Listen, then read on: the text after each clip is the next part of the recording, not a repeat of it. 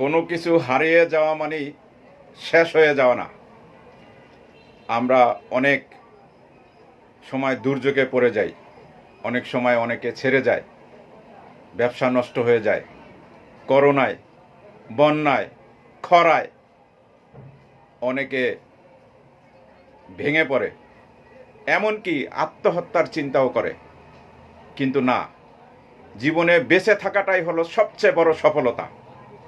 বেঁচে থাকলে আবার সব পূর্ণভাবে গঠন করা যায়, ভেঙে পড়তে নাই। জীবন যতক্ষণ আছে সফলতা থাকবে, আছে চেষ্টার মাঝে। এই জন্য জীবনের সবচেয়ে বড় সফলতা হলো বেঁচে থাকা। কিছু ভেঙে গেলে, নষ্ট হলে, কেউ ছেড়ে গেলে, বন্যায় ডুবে গেলে, এই বন্যায় পুকুরের মাছ চলে গেলে, ঘরবাড়ি ভেঙে গেলে ভেঙে পড়তে নাই। জীবন থাকলে আবার সফলতা আসবে ইনশাআল্লাহ।